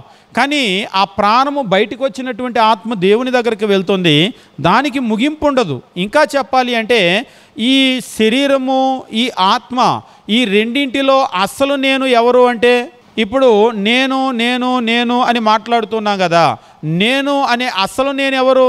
ఇప్పుడు అయిపోయిన తర్వాత మనకు భోజనాలు పెడతారు, అంతే కదా. మనం కూడా భోజనానికి వెళ్తాం. పొరపాటున భోజనానికి వెళ్ళక ముందే నా ప్రాణం పోయింది అనుకోండి, అయినా శ్రీను గారు నన్ను భోజనాన్ని తీసుకెళ్తారా? లేదు సేవకుడు ఇంత దూరం వచ్చాడు, కనీసం శవం నోట్లో అన్న ఏమన్నా పెడదామని పెడతారా? పొరపాటున చచ్చిపోయిన తర్వాత పట్టం పెట్టి అక్కడ ఏమైనా పెడతారేమో కానీ ఆ చచ్చిపోయిన శవం నోట్లో ఇంకేం పెట్టరు. ఇక అయిపోయింది, ఇక అంతటితోటి. అంటే మరి బ్రతికుంటే పెట్టారు కదా అంటే నేను అనుకుంటున్నాను కానీ ఈ పైన గడపడేది కాదు అసలు నేను. ఈ రూపానికి, ఈ మంటి శరీరానికి ఎంతవరకు విలువ అంటే, లోపల ప్రాణము, ఆత్మ ఉంటేనే విలువ. ఆ అసలు నేను, ఆ ఆత్మ బయటికి వెళ్ళిపోయింది అనుకోండి, దీన్ని తీసి ఇంటి బయట వేస్తారు, తర్వాత ఊరి బయట వేస్తారు, కాల్చి తగలబెట్టి బూడిద చేస్తారు. ఆ తర్వాత వాళ్ళ మతాచారం ప్రకారం మట్టి తీసి గొయ్యి దొవ్వి గోతులో పెట్టి పాతి పెడతారు, అంతే. ఒంటి మీద బంగారం ఏమైనా ఉంటే కూడా తీసేసుకుంటారు. మీ మెడలో, మీ చెవులకి, మీ ముక్కులకి ఏమి ఉంచరు, బంగారం కదా. కాబట్టి శవాన్నేమో గుంటలో వేస్తారు, విలువైన వస్తువులు ఏమన్నా ఉంటే తీసేసుకుంటారు, తీసేసుకొని మిగిలిన శరీరాన్ని తీసుకెళ్ళి గుంటలో పడేస్తూ ఉంటారు. కాబట్టి నేను నేను నేను అనుకొని మనము ఈ శరీరాన్ని చూసి భ్రమపడుతూ ఉన్నాం. అసలు నేను ఎవరంటే ఈ మట్టిలో కలిసే శరీరం కాదు, మన ఆత్మ. కాబట్టి మనము మన ఆత్మ అనేటువంటిది మరణించిన తర్వాత దేవుని దగ్గరకు వెళ్ళిపోతుంది, దానికి ముగింపు లేదు. కాబట్టి మనిషి తను మంచితనం నేర్చుకుంటే మాత్రం సరిపోతుందా అంటే అది మాత్రం సరిపోదు. మరి ఏమి చేయాలి అంటే ఈ భూమి మీద ఉన్నంత వరకు నీ దీవెన మాత్రమే కాదు, మంచితనాన్ని నేర్చుకొని ఈ భూమిని దాటిన తరువాత కూడా నీ దీవెన కొరకు నువ్వు ఆలోచన చేయాలి, ఉన్నతమైనటువంటి ఒక వ్యక్తిగా. ఎందుకు అంటే మీరు గమనించండి, మనిషి అనేటువంటి మాట మనము మనిషి మనిషి అంటూ ఉంటాం కదా. అసలు మనిషి అంటే అర్థం ఏమిటి? మనిషి మాకు బైబిల్ స్కూళ్ళలో తెలియజేస్తూ ఉంటారు. మనిషి అంటే అర్థం ఏమిటి? వాస్తవంగా లోకంలో మనిషి అనే దానికి అర్థం ఎవరు చెప్పలేరు. మనిషి అనేటువంటి దానికి అర్థం ఎవరు చెప్పాలంటే మనిషిని పుట్టించినటువంటి దేవుడే చెప్పాలి, దేవుని మాటలే చెప్పాలి, కానీ నిజంగా ఏ మనిషికి తెలియదు. మీరు ఆంగ్లంలో మ్యాన్ అని అంటూ ఉంటారు కదా, మీరు గ్రీకులో కనుక చూసినట్లయితే యాంథ్రోపాస్ అని అంటూ ఉంటారు. యాంథ్రోపాలజీ అని చెప్పేసి ఒక సబ్జెక్ట్ ఉంటుంది. యాంథ్రోపాస్ అనేటువంటి మాటకు ఎన్ అప్వర్డ్ లుకింగ్ బీయింగ్ అంటే పైకి చూసేటువంటి వ్యక్తి. అంటే పైకి చూడటం అంటే ఇలా భౌతికంగా చూడటం కాదు, ఉన్నతంగా ఆలోచన చేయగలిగిన వ్యక్తి అని అర్థం. ఈ లోకంలో ఉన్న ఏ జీవి కూడా, ఉదాహరణకు కుక్కలో, లేకపోతే మన చుట్టూ ఉండేటువంటి మన గేదెలో, లేకపోతే మరొకటో ఎద్దులు, ఆవులు ఏవో ఉంటాయి కదా, ఇవి కూడా మనతో కలిసి బ్రతుకుతూ ఉంటాయి. ఉదాహరణకి క్రూర జంతువులను అయితే, మృగాల్ని మనతో మనం చేర్చుకోం, కానీ కొన్ని సాధు జీవులు ఉన్నాయి, ఇవి మనుషులకు అవసరం, మనం మన ఇళ్లలో పెంచుకుంటూ ఉంటాం. కుక్కలైతేనేమి, గేదెలైతేనేమి, ఆవులు, ఎద్దులు, పిల్లులు, ఇలాంటి వగైరా కొన్ని జీవులు. అయితే ఇవి మనిషితో పాటు పెరిగినా కానీ, మనతో పాటే మన ఇంట్లో పెరిగిన మన కుక్క మనకు సమానం కాదు. ఎందుకంటే మనకులాగా ఉన్నతంగా అది ఆలోచన చేయలేదు. నేనెవరు, నేను ఎక్కడి నుంచి వచ్చాను, నా జీవితం ఏంటి, నా మరణం ఏమిటి, అస్సలు నేనెవరు, మరణించిన తర్వాత నా ఆత్మ ఎక్కడికి వెళ్తుంది, ఇది ఎవరు ఆలోచన చేయలేరు. ఈ కుక్కో, ఈ పిల్లో, ఈ గేదెలో, ఈ బర్రెలో ఇవేమీ ఆలోచన చేయలేవు. వాటిని ఆలోచన చేయగలిగిన ఏకైక జీవి ఎవరు ప్రపంచంలో అంటే మానవుడు మాత్రమే. యాంథ్రోపాస్, ఎన్ అప్వర్డ్ లుకింగ్ బీయింగ్. కానీ మనిషి అప్వర్డ్ లుకింగ్ బీయింగే, కానీ పైకి చూసే ఈ జీవి పైకి చూడటం మానేసి ఇప్పుడు కిందకే చూస్తూ ఉన్నాడు ఎంతసేపటికి. ఒక చిన్న విషయం నేను మీకు తెలియజేసి ముందుకు వెళ్ళిపోతాను. ఒకసారి బాల్యనాటి స్నేహితులు ఇద్దరు కలిసినప్పుడు చిన్నప్పుడు ఇద్దరు చాలా పేదరికంలో ఉండేటువంటి వాళ్ళు. అయితే అందులో ఒక స్నేహితుడు, ఒక వ్యక్తి ఇప్పుడు బాగా ధనవంతుడు అయిపోయాడు. బీదవాడైనటువంటి తన బాల్య స్నేహితుడు ఇప్పుడు కూడా అలాగనే పేదరికంలో ఉన్నాడు. అయితే ఈ ధనవంతుడైనటువంటి స్నేహితుడు ఆయన్ని పిలిచి తన పెద్ద అద్దాల మేడ, అది ఇంకా చెప్పాలి అంటే ఫామ్ హౌస్ అని అంటూ ఉంటారు కదా, తన 100 ఎకరాల మధ్యలో కట్టుకున్నటువంటి ఆ ఫామ్ హౌస్లో ఆయన ఉంటూ అక్కడికే తను పిలిచి భోజనం పెట్టాడు. భోజనం చేశారు ఇద్దరు కూడా. పైకి రా, నేను ఎంత సంపాదించా చూపిస్తానని ఇంటి పైకి తీసుకెళ్ళాడు, మేడ మీదకి, మిద్ది మీదకి తీసుకొని వెళ్ళి, స్నేహితుడు ఇటువైపు చూడు, ఉత్తరం వైపు, అదిగో చూస్తున్నావు కదా ఆ పొలాలన్నీ కూడా నీ కన్ను ఎంతవరకు చూస్తున్నా అంతవరకు మనయ్యే. ఇదిగో ఇటు చూడు దక్షిణం వైపు, ఎంతవరకు చూస్తున్నావు ఆ గోధుమ తోటలు అవన్నీ కూడా మనయ్యే, నేనే కొనేసాను. ఇటువైపు చూడు తూర్పు వైపుకి, ఎంతవరకు చూస్తున్నావో, ఇటువైపు చూడు పడమర వైపుకి, ఎంతవైపు చూస్తున్నావో అంతా మందే, ఇప్పుడు మందే, నేనే కొనేసాను, నాదే ఇదంతా అని. ఇంత సంపాదించాను కదా, ఇద్దరం ఒకప్పుడు పేదరికంలో ఉన్న, ఇంత సంపాదించాం కదా, నా స్నేహితుడు నన్ను ఎంత అభినందిస్తాడో అని ఒక నిమిషం అలా ఆపాడు. ఉత్తరం చూడు, దక్షిణం చూడు, తూర్పు చూడు, పడమర చూడు, అంతా నాదే, అంతా నాదే, అంతా నాదే అని. ఆ స్నేహితుడు ఒక నిమిషం అలా మౌనంగా ఉండి, స్నేహితుడా, నాకు ఉత్తరం చూపించావు, దక్షిణం చూపించావు, తూర్పు చూపించావు, పడమర చూపించావు, మరి ఇటు చూపించలేదేంటి, ఇటు ఎంత సంపాదించావు అని అడిగాడు. ఇవన్నీ చూపించావు బాగానే ఉంది, ఇదంతా సంపాదించావు, మరి ఇటు ఎంత సంపాదించావు? ఎందుకంటే భూమి మీదకు వచ్చిన ఏ మనిషి ఇక్కడ ఉండేది లేదు. బైబిల్లో అంటూ ఉంటాడు, మా ఆయుష్కాలము 70 సంవత్సరములు, అధిక బలమున్న ఎడల 80 సంవత్సరములు. ఈ భూమి మీదకు వచ్చిన ప్రతి మనిషి యాత్రికుడు, పరదేశే. ఈ ఉండే 70-80 సంవత్సరాల కొరకే నువ్వు ఉత్తరము, దక్షిణము, తూర్పు, పడమర ఇదంతా సంపాదిస్తే మరి యుగయుగాలు ఉండేటువంటి అక్కడెంత సంపాదించుకోవాలి? నువ్వు ఇటెంత సంపాదించావని అడిగేసరికి అప్పుడు ఆయన ఇటు ఒక దిక్కుంది అని ఆయన ఎప్పుడూ ఆలోచన చేయలేదు. నిజంగా మానవుడు యాంథ్రోపాస్, ఉన్నతంగా ఆలోచన చేయగలిగినటువంటి వ్యక్తి, పైకి చూడగలిగినటువంటి వ్యక్తి. కానీ పైకి చూడగలిగిన వ్యక్తి కానీ ఇవాళ పైకి చూడటం లేదు, పైకి చూడనివ్వటం లేదు ఎవరో కూడా. ఎంతసేపటికి నాయన బాగా చదువుకోవాలి, తల్లిదండ్రులు పెద్దోళ్ళు, నువ్వు బాగా చదువుకోవాలి, మంచి ఉద్యోగం సంపాదించాలి, నువ్వు లక్షలు సంపాదించాలి, కోట్లు సంపాదించాలి, ఇల్లు కట్టుకోవాలి, అందరికంటే గొప్పగా బతకాలి, వాళ్ళకంటే పెద్ద ఇల్లు కట్టాలి, వీళ్ళకంటే పెద్ద కారు కొనాలి, కొంచెం బరువు ఎక్కువైనా పర్లేదులే కానీ మెడలో బాగా బలమైన గొలుసులు చేయించాలి. ఒకసారి మీరు కనుక చూసినట్లయితే చాలా బరువు వేసుకుంటే వాళ్ళని చూసి మనకు జాలేస్తుంది. ఒకసారి మేము వెస్ట్ గోదావరి ఒక పెళ్ళికి వెళ్ళాం. ఆ పెళ్ళికి వెళ్తే ఆ పెళ్ళికి వచ్చిన వాళ్ళందరూ కూడా వాళ్ళు మరి ఏం కులమో కానీ అది వచ్చిన వాళ్ళందరూ విపరీతమైన బంగారం. పెళ్ళి అయిపోయిన తర్వాత పెళ్లి చేశాను, అయిపోయిన తర్వాత వచ్చి భోజనానికి కూర్చోబెట్టారు. మా పక్క ఆయనే, నా భార్య కూడా ఉంది. పక్క ఆయన 4 ఏళ్ళకి 4 ఉంగరాలు పెట్టుకొని ఉన్నాడు. ఈ బొట్టనేళ్ళకే పెట్టలేదు అంతే. భోజనం కలుపుకునేటప్పుడు ఆయన చూస్తే నాకు ఇబ్బంది వేసింది. 4 ఏళ్ళకి పెద్ద పెద్ద ఉంగరాలు అవి, ఆ ఏళ్ళు దగ్గరికి రావటం లేదు కలుపుతుంటే. ఆయన్ని చూసి నాకు ఇబ్బంది వేసింది, ఎంత ఇబ్బంది పడుతున్నాడు పాపం అని. ఇప్పుడు రోజు అలాగనే ఉంటారంటే ఉండరంట. మావిడంట అవి రోజు పెట్టుకునే కాదండి, వాళ్ళు ఏదో పెళ్ళికి వచ్చారని పెట్టుకున్నారు, అవి రోజు పెట్టుకునే కాదు. మరి ఇవాళ ఎందుకు పెట్టుకున్నారు? తెలుగులో ఒక సామెత ఉంటుంది, ఉంగరం వేళ్ళతో చెబితేనే ఊగొడతారంట. నేను చెప్పిన మాట మీకు అర్థమై ఉంటుంది. ఎవరైనా సరే పెద్దోళ్ళు చెబితేనే వింటారు. పెద్దోళ్ళు అంటే దాని అర్థం ఏంటి? 4 ఉంగరాలు 4 చేతులు ఉన్నాయి అనుకోండి, నువ్వు వాగు అంటే ఆగుతాడు, నువ్వు మాట్లాడంటే మాట్లాడతాడు, నువ్వు అక్కడ ఉండంటే ఉంటాడు. ఉంగరం చేతులతో చెబితేనే ఊగొడతారు.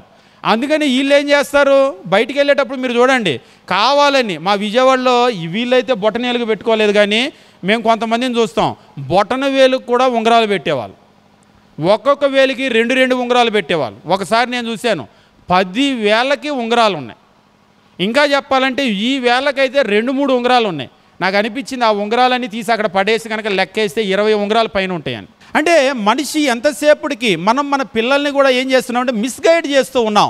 ఈ లోకమే నీకు శాశ్వతం, ఈ లోకమే నువ్వు సంపాదించాలి, ఉత్తరం సంపాదించు, దక్షిణం సంపాదించు, తూర్పు సంపాదించు, పడమర సంపాదించని సంపాదించే ఒక యంత్రంగా మార్చేసాం. చివరికి ఏమైపోయినాయి అంటే ఈ యంత్రాలకు ప్రేమలు, అనురాగాలు, ఆప్యాయతలు ఇవన్నీ కూడా మర్చిపోయి మరబొమ్మలు అయిపోయారు మనుషులు. ఎవరు చూసినా ఉదయం నుంచి రాత్రి వరకు సంపాదన. కాబట్టి మనం గమనించవలసిన విషయం ఏమిటంటే మనిషి కష్టపడి దీన్నే సంపాదిస్తే ఒకరోజు నీ ప్రాణం పోయినటువంటి రోజు ఇదంతా నువ్వు భూమి మీద వదిలిపెట్టి వెళ్ళిపోతావు. లూకాసు సువార్తలో దేవుని వాక్యం రీతిగా ప్రభువైనటువంటి యేసు జీవించినటువంటి దినాలలో ఇలాగనే ఆలోచన చేసేటువంటి మనుషుల గురించి మాట్లాడుతూ ఈ రీతిగా తెలియజేశాడు. లూకాసు సువార్త 12వ అధ్యాయము మనం గమనించినప్పుడు దేవుని వాక్యము తెలియజేస్తూ ఒక వ్యక్తి చాలా విస్తారమైన ఆస్తి సంపాదించి తన కొట్లలో వాటన్నింటినీ కూడా కూర్చుకొని తన ప్రాణముతో అంటూ ఉన్నాడు. 12వ అధ్యాయం మనం గమనించినప్పుడు 19వ వచనము, నా ప్రాణమా అనేక సంవత్సరములకు విస్తారమైన ఆస్తి నీకు సమకూర్చబడి ఉన్నది, సుఖించు, తిను, త్రాగు, సంతోషించమని చెప్పుకొందును అనుకునేను.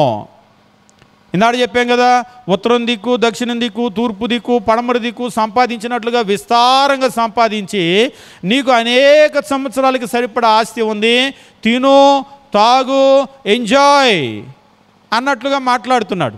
అదే దేవుడు ఆయన అంటూ ఉన్నాడు 20వ వచనం, అయితే దేవుడు వెర్రివాడా ఈ రాత్రి నీ ప్రాణమును అడుగుతున్నారు. ఎప్పుడు? దిస్ వెరీ నైట్, ఈ రోజు రాత్రే నీ ప్రాణం పోబోతోంది. నువ్వు సంపాదించినవి ఎవరు అవుతాయి అని మనల్ని అడిగామనుకోండి, నేను పోతే నా పిల్లలు ఉన్నారు అందుకనే ముందే రాసేసా. ఒకసారి ఒక ఆయన అంటున్నాడు, పెద్దోడికి చిన్నోడికి అందరికీ ఎవరిదాళ్ళకి రాసేసాడంట. ఏం తెలివిగలోడు అనుకుంటున్నాడు. పోనీ ప్రశ్న, నువ్వు పోతే నీ పిల్లలు అవుతాయి, నీ పిల్లలు పోతే వాళ్ళ పిల్లలు అవుతాయి, వాళ్ళ పిల్లలు పోతే ఈ భూమి మీద ఉండేవాడు ఎవడూ లేదు కదా, అందరూ పోవలసిన వాళ్ళే కదా. మరి పోతే ఎవరు అవుతాయి? నిజమేమిటి అంటే ఈ భూమి మీద ఏది ఎవరి సొంతమో కాదు, అది నిజం. నాది అని అనుకుంటాం. కానీ బైబిల్లో మనం గమనించేటప్పుడు ప్రసంగి గ్రంథంలో చెప్తూ ఉంటాడు, సూర్యుని కింద భూమి మీద ఒక మనిషి పడే ప్రయాస అంతా కూడా ఒకడు గాలిని పట్టుకున్నట్లున్నది అని చెప్పేసి అంటాడు. నువ్వు వట్టి గాలి పట్టుకుంటున్నావు. ఉత్తరం సంపాదించలా, దక్షిణం సంపాదించలా, తూర్పు సంపాదించలా, పడమర సంపాదించలా, ఇదంతా నాది అనేటువంటి ఒక భ్రమ అంతే. ఈరోజు కనుక నీ ప్రాణం పోతే, ఇప్పుడు నీ ప్రాణం పోతే ఉత్తరము, దక్షిణము, తూర్పు, పడమర ఏది నీది కాదు. నీ స్నేహితుడు చెప్పినట్లు ఇటెంత సంపాదించావు అదే నీది. కాబట్టి క్రీస్తు ప్రభు భూమి మీద జీవించినటువంటి దినాల్లో ఎక్కడ సంపాదించాలో మనిషికి నేర్పిస్తూ ఉన్నాడు. మత్తయి సువార్తలో మనం గమనించేటప్పుడు దేవుని వాక్యము తెలియజేస్తూ మానవునికి నిజమైనటువంటి ఆస్తి ఏమిటి, నిజమైనటువంటి సంపాదన ఏమిటి అనేటువంటి విషయాన్ని ఆయన తెలియజేశాడు. మత్తయి సువార్త మనం గమనించినప్పుడు 6వ అధ్యాయము మనం చూసినట్లయితే 19వ వచనము క్రీస్తు ప్రభు ఈ రీతిగా చెప్తూ ఉంటాడు, భూమి మీద మీ కొరకు ధనము కూర్చుకోవద్దు, ఇక్కడ చిమ్మెట తుప్పు తినివేయును, దొంగలు కన్నం వేసి దొంగిలెదరు. భూమి మీద మీ కొరకు ధనం కూర్చుకోవద్దు. ఒకవేళ చిమ్మెట తినేయకపోయినా, తుప్పు తినేయకపోయినా, దొంగలు కన్నం వేసి దొంగిలకపోయినా రేపు నువ్వుండవు. వెర్రివాడ ఈ రాత్రి నీ ప్రాణం అడుగుతున్నారు అన్నట్లుగా నీ టైం వచ్చి ఎప్పుడో నువ్వు పోతావు. నువ్వేం వెళ్ళిపోతావు, నీ కష్టమంతా ఇక్కడ ఉండిపోతుంది. ఉదాహరణకి ఇప్పుడు నేను వెళ్తూ ఈ ఫోన్ ఇక్కడ మర్చిపోయి వెళ్ళిపోయాను అనుకోండి, విజయవాడ వెళ్ళిపోయాను అనుకోండి, రేపటికి నేను నెల్లూరు వెళ్ళాలి, వెళ్ళిపోయాను అనుకోండి, ఈ ఫోన్ వల్ల నాకు ఉపయోగం ఏంటి? ఇక్కడ ఏదో ఫోన్ వచ్చి రింగ్ అవుతూ ఉంది, రింగ్ అయిందనుకోండి, దీనివల్ల వెళ్ళిపోయిన నాకేమైనా ఉపయోగం ఉంటుందా? శ్రీను గారికి ఇంకో ఫోన్ నెంబర్ నుంచి ఫోన్ చేసి, బ్రదర్ కొంచెం నా ఫోన్ అక్కడ మర్చిపోయాను, జాగ్రత్త పెట్టండి, ఉంచండి, నేను వచ్చినప్పుడు తీసుకుంటా, లేకపోతే వచ్చే వాళ్ళతో మీరు ఫోన్ పంపించండి, ఎందుకంటే ఇవాళ రేపు ఫోన్ లేకపోతే జీవితమే ఆగిపోతుంది. అట్లుంది పరిస్థితి. అంతా ఉండాల్సిందంతా ఫోన్లోనే ఉంటుంది. కాబట్టి కొంతమంది ఏదో ఊరు దాటేసా గుర్తొస్తే వెనక్కి కూడా వస్తాం ఫోన్ కొరకు. లేదు విజయవాడ దాకా వెళ్ళిపోయామనుకోండి, ఇక రాలేం కాబట్టి రేపు ప్రోగ్రాం ఉంది కాబట్టి కొంచెం పంపించండి, లేకపోతే వెంటనే మేము ఎవరో ఒకరిని పంపిస్తాం. ఖచ్చితంగా నా ఫోన్ అయితే నేను పంపించాలి, నేను రాలేకపోయినా మనిషిని పంపించాలి. ఉన్నదంతా ఇందులోనే ఉంది, ఫోన్లన్నీ ఇందులోనే ఉంటాయి, మనీ ట్రాన్సాక్షన్లు అంతా కూడా ఇందులోనే ఉంటాయి. ఇది లేదు అంటే కుడి చేయి పడిపోయినట్టే, నాకే కాదు ఎవరికైనా సరే, అంతే కదా. ఇప్పుడు భూమి మీద ఉన్నాను కాబట్టి వెనక్కి వచ్చి పట్టుకెళ్తాను, అక్కడికి వెళ్ళిపోతే కూడా మరలా వచ్చి పట్టుకెళ్తానా? ప్రభువా ఫోన్ లేకపోతే నాకు ఏమీ తోసదు, పరలోకంలో కొంచెం ఫోన్ తెచ్చుకుంటా అంటామా? పొద్దున్న లేస్తే ఇవాళ రేపు తల ఇందులోనే పెట్టుంటారు, ఇంట్లోనే పక్కన కూర్చుంటారు. భార్య తల ఆమె ఫోన్లో పెట్టుకుంటుంది, భర్త తల ఆయన ఫోన్లో పెట్టుకుంటాడు. నిజంగా ఒకప్పుడు కామెడీ చేసేవాళ్ళు, కానీ ఇప్పుడు నిజంగా నిన్నే అని పిలిస్తే ఏంటి చెప్పండి అని తల ఇటు పెట్టే మాట్లాడుతున్నారు. ఒకసారి ఒకళ్ళు అంటున్నారు, ఇటు చూడొచ్చుగా పిలిచినప్పుడు అన్నా అంటే చూస్తున్నాలే చెప్పండి అంటుంది. అంటే చూసేలోపు ఇక్కడ ఏదో చూస్తుంది, చెప్పేది కూడా పూర్తిగా వినే పరిస్థితి కాదు. అంటే ఇవాళ రేపు ఏమైపోయిందంటే మన ప్రపంచమంతా ఇవే అయిపోయినాయి, మనమంతా ఇక్కడే సంపాదిస్తూ ఉన్నాం, కానీ దీన్ని దాటి వెళ్ళిపోతాం ఒకరోజు. ఈ భూమి మీద ఉన్న దేన్ని మనం పట్టుకొని వెళ్ళలేం, అక్కడి నుంచి ఇక్కడికి వచ్చి మనం మేమి పట్టుకొని వెళ్ళలేం. కాబట్టి మన పిల్లలకు మనము మంచి చెడును నేర్పించడం మాత్రమే కాదు, ఏది నిత్యమైనది ఏది అనిత్యమైనది, అంటే ఏది పట్టుకెళ్ళేది ఏది వదిలిపెట్టి వెళ్ళేది అనేది కూడా నేర్పాలి. ఈ భూమి మీద ఉండేటువంటి డబ్బు, ఆస్తిపాస్తులు, ఐశ్వర్యాలు, పేరు ప్రఖ్యాతులు మనం పట్టుకొని వెళ్ళే వాళ్ళం కాదు. కొందరైతే పేరు కొరకే బ్రతుకుతూ ఉంటారు. ఇవి కూడా మనం ఏం పట్టుకొని వెళ్ళలేం. మరి మనతో పాటు వచ్చేది ఏమిటి అంటే మనం చేసేటువంటి పుణ్యకార్యాలు, అంటే మనం చేసే మంచి ఏదో ఉంటుంది కదా, దాన ధర్మాలు ఏవో ఉంటాయి కదా, అవి మాత్రమే మనతో పాటు పైకి వస్తాయి.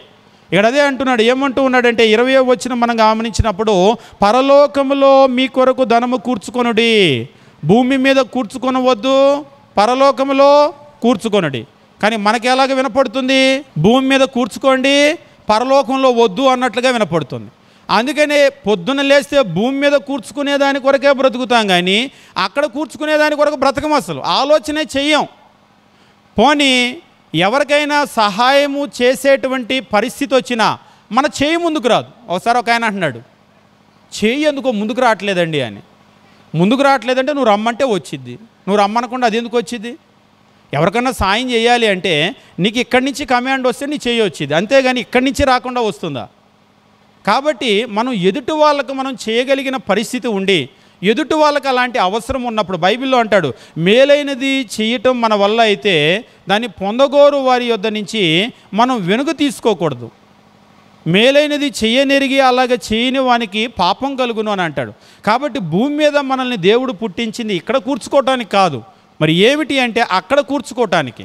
కానీ ఈరోజు ప్రపంచం, మీరేమన్నా అనుకోండి, నన్ను పిల్లలకి ఏమి నేర్పుతూ ఉన్నారంటే ఇక్కడ సంపాదించు, ఇక్కడ సంపాదించు, ఇక్కడ సంపాదించు, ఉత్తరం సంపాదించు, దక్షిణం సంపాదించు, తూర్పు సంపాదించు, పడమర సంపాదించు, ఈ దిక్కులే చూపిస్తున్నారు. కానీ నాయన అటొక దిక్కు ఉంది, అక్కడ కూర్చుకో, దాన ధర్మాలు, పుణ్యకార్యాలు, బీదలు, అనాథులు, విధవరాండ్రు, మన చుట్టాలు, బంధువులు, రక్త సంబంధికులు, ఇదంతా కూడా ఉంది, కొంచెం గమనించు అనేటువంటి వాళ్ళు నిజంగా లేరు. పిల్లలు మనకు దేవుడిచ్చినటువంటి గొప్ప బహుమానం. వెండి కంటే, బంగారం కంటే, మన డాబాల కంటే, మన ఇళ్ళ కంటే, స్థలాల కంటే, పొలాల కంటే, ఎకరాల కంటే, కార్ల కంటే, బంగళాల కంటే మన పిల్లలు గొప్ప బహుమానం, గొప్ప ఆస్తి. ఇవన్నీ ఉండి వారి భవిష్యత్తు పాడైపోతే రేపు మనకి ఏడుపే తప్ప ఏం మిగలదు, వాళ్ళని గురించి బాధపడటం. కాబట్టి ఇవన్నీ వద్దని నేను అనటం లేదు, వీటికంటే మన పిల్లల భవిష్యత్తు ముఖ్యం. కాబట్టి పిల్లల గురించి మనం పుట్టినప్పుడు, ఎదిగేటప్పుడు ఎంతో సంతోషిస్తాం. ఆ సంతోషం నిలబడాలి అంటే రేపు వాళ్ళకి మంచి చెడు అనేవి రెండు ఉన్నాయి ప్రపంచంలో, వాటిని నేర్పాలి. ఈరోజు స్కూలుకు పంపుతున్నాం సరిపోదంటే స్కూళ్ళు, కాలేజీలు అవి వారికి బుద్ధిని విద్యను నేర్పుతూ ఉన్నాయి కానీ బుద్ధిని నేర్పటం లేదు, మంచి చెడులు నేర్పటం లేదు. కాబట్టి దాని బాధ్యత బైబిల్లో దేవుడు మనిషికి, కుటుంబానికి ఇచ్చాడు, తల్లిదండ్రులకి ఇచ్చాడు.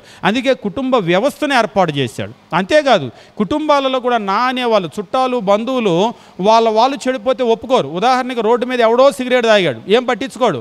అదే మన చుట్టాలు, మన బంధువులు పిల్లలు సిగరెట్ తాగితే ఏం చేస్తాం, వెంటనే వచ్చి అక్కడే మందలిస్తాం, ఏంట్రా నువ్వెంత, నీ వయసు ఎంత, ఏంటా పనులని అంటామనమా. అదే ఊరిలో ఎవరో అయితే పట్టించుకోం. అంటే మన తల్లిదండ్రులకు మాత్రమే కాదు, మన చుట్టాలు, మన బంధువులు, మన రక్త సంబంధికులు, నానే వాళ్ళను మన చుట్టూ ఒక కంచెలాగా వేశాడు. కానీ ఇవాళ అసలు కన్న తల్లిదండ్రులే పట్టించుకోకపోతే ఇంకా ఎవరు పట్టించుకుంటారు? ఎవరైనా పట్టించుకుంటారు? వాళ్ళ చుట్టాలు, బంధువులు మంచి చెప్పేటట్టు లేరు. కార్యక్రమం ఉందంటే పెళ్ళి అయితే ఎన్ని గంటలకి, కరెక్ట్గా ఇందాడు చెప్పినట్టు భోజనం టైంకి రావటం, తినేళ్ళటం. కనబడలేదు అనుకుంటారని వచ్చే ఫోటో దిగటం, మేము వచ్చాము అని పలకరించి బాయి చెప్పి వెళ్ళటం. అసలు వాళ్ళ పిల్లల్ని పట్టించుకునే టైమే వాళ్ళకు ఉండటం లేదు. ఇంకా నానే వాళ్ళ పిల్లల్ని ఏం పట్టించుకుంటాం? కాబట్టి ఈరోజు ఇంకా అలాంటివి ఏమైనా పట్టించుకొని మంచి చెడు నేర్పేటువంటి కుటుంబాలు ఉన్నాయి అంటే వాళ్ళ కుటుంబాలు మాత్రమే దీవించబడతాయి. కాబట్టి ఈరోజు మనమందరం కూడా గమనించవలసిన విషయం ఏమిటంటే ఖచ్చితంగా గర్భఫలం యెహోవా ఇచ్చిన బహుమానం మన మేలు కొరకే ఇచ్చాడు, కానీ షరతులు వర్తిస్తాయి. వాళ్ళని పెంచవలసిన విధానంలో పెంచితే, మంచి చెడు అనేటువంటివి నేర్పితేనే ఆ పిల్లల భవిష్యత్తు బాగుంటుంది, మన కుటుంబాలు కూడా బాగుంటాయి, మన సమాజాలు బాగుంటాయి. ఇంకా చెప్పాలి అంటే మనకు లోకంలో చెప్తూ ఉంటారు, నేటి బాలలే రేపటి పౌరులు, వాళ్ళే మన భవిష్యత్తు. మన కుటుంబ భవిష్యత్తే కాదు, మన గ్రామ భవిష్యత్తే కాదు, మన దేశ భవిష్యత్తు కూడా మన పిల్లలే. వాళ్ళని మనము బాగా పెంచాలి. బాగా పెంచితేనే మనమందరం కూడా బాగుండేది. బాగా పెంచలేదు అంటే ఈవేళ నిజంగా ఒక మాట నేను చెప్పి ముగిస్తాను. మన గ్రామాల్లో కూడా మొన్న అలాగనే ఒక సహోదరుడు చెప్తున్నాడు, మా కోనసీమ పరిస్థితి కూడా, అంటే మేము మాట్లాడుతూ ఉంటే ఇలాగా డ్రగ్స్ ఎక్కువైపోయినాయి, గంజాయి ఎక్కువైపోయినాయి, మందు ఎక్కువైపోయిందంటే ఎక్కడో కాదండి, మా పరిస్థితి కూడా కోనసీమలో కొంచెం పెద్దోళ్ళు అయ్యేదాకా పిల్లలప్పుడు సండే స్కూల్కి వస్తున్నారో మాటింటున్నారో కానీ ఇక తర్వాత విచ్చలవిడి సావాసాలండి. ఇక ఆ తర్వాత వాళ్ళ జీవితాలు, వాళ్ళు తాగటము, రకరకాలైనటువంటి పరిస్థితులు అన్ని ప్రాంతాల్లో అలాగనే ఉందని అంటూ ఉన్నారు. కాబట్టి చెడిపోవటానికి ఈ ప్రాంతం ఆ ప్రాంతం అని ఏమీ లేదు, అన్ని ప్రాంతాల్లో అలాగనే ఉంది. పట్టణాలే అనుకోవటానికి లేదు, పట్టణాలు అలాగనే ఉన్నాయి, పల్లెలు అలాగనే ఉన్నాయి. మొన్న మేము ఎక్కడో ఒక ఊరు వెళ్ళి వస్తూ ఉన్నాం, చాలా మారుమూల ప్రాంతం, అడవిలో. ఇంట్లో వస్తూ ఉంటే ఇంట్లో మా ఆవిడ పిల్లలు కూడా ఉన్నారు. అసలు ఒక కారు వెళ్ళేటువంటి రోడ్డే సింగిల్ రోడ్డు, ఆ మూలల పొలాల దగ్గర, అడవుల దగ్గర బండ్లు ఆపేస్తున్నాయి. ఏంటది అని అడిగితే మా ఇంట్లో మా ఆవిడ, రాత్రిపూట కదా కూర్చొని మందు తాగుతూ ఉంటారులే, బీరులో ఏవో తెచ్చుకొని తాగుతూ ఉంటారు, ఇంత టైంలో భయం వేయదా అంటుంది. వాళ్ళని చూసి చీకటికి భయం వేయాలి, అంతేగాని వాళ్ళకేం భయం వేస్తుంది? నిజంగా ఎట్లా ఉండే పరిస్థితులు అంటే ఏంటి, పల్లెటూరులలో కూడా తాగుతారంటాను. పల్లెటూరు వాళ్ళు మనుషులు కాదా? ఆ మాట ఇంకా పల్లెటూరు వాళ్ళ దగ్గర అనొద్దు, వాళ్ళ కోపం వస్తుంది. పల్లెటూరులో ఉంటే, అడవుల్లో ఉంటే మేము మనుషులు కాదా, మేము మందు తాగకూడదా, మేము బీరు తాగకూడదా, చిల్లని చల్లటి బీరు తాగాలని కోరిక మాకుండదా అని అంటారు. కాబట్టి అన్ని కోరికలు వాళ్ళకు ఉంటాయి. కాబట్టి వాళ్ళు ఆరు బయటకు అలాగ వచ్చి ఎంజాయ్గా వాళ్ళు తాగుతున్నారు. తాగి అర్ధరాత్రికో సోయి ఉంటే ఇంటికి వెళ్తారు, లేకపోతే పడిపోతారు. కాబట్టి ఇక్కడ అక్కడ అని లేదు, లోకం అలా అయిపోయింది. నిజంగా ఈ తాగే వాళ్ళందరూ ముసలోళ్ళు కాదు, మళ్ళీ ఆ బండ్లు ఆపుకొని అక్కడ తాగే వాళ్ళందరూ యవ్వనంలో ఉన్నటువంటి వాళ్ళు. మరి వాళ్ళ భార్య, వాళ్ళ పిల్లలు ఎంత ఎదురు చూస్తారో అర్ధరాత్రి పూట. కాబట్టి మన పిల్లల విషయంలో కొంచెం జాగ్రత్త తీసుకోండి. చెప్పామని కాదు కానీ పిల్లల విషయంలో జాగ్రత్త తీసుకోండి. మంచి చెడు నేర్పించండి, విలువలు నేర్పించండి. ఈ భూమి మీద సంపాదన కాదు, నానే వాళ్ళు కుటుంబం ఉంది, రక్త సంబంధికులు ఉన్నారు, మంచి చెడు మన చుట్టుపక్కల, మన సమాజము, వీరందరి కొరకు మనం బ్రతకాలి. అందరికీ మేలు చేయటం కొరకు బ్రతకాలి. భూమి మీద కూర్చుకోవటం కాదు, పరలోకం ఒకటి ఉంది, పైకి చూసేటువంటి జీవి మనం, దాని కొరకు బ్రతకాలి. కాబట్టి అలాగా సిద్ధపడదాము. మన పిల్లలు మన కుటుంబాలకు దీవెనకరంగా ఉండేటట్లుగా మనమందరం కూడా ముందుకు వెళ్దాం. దేవుడు మనల్ని మన కుటుంబాలను దీవించునుగాక. ఓర్పుతో విన్నటువంటి మీ అందరికీ కూడా వందనాలు తెలియజేస్తూ ముగిస్తూ ఉన్నాం.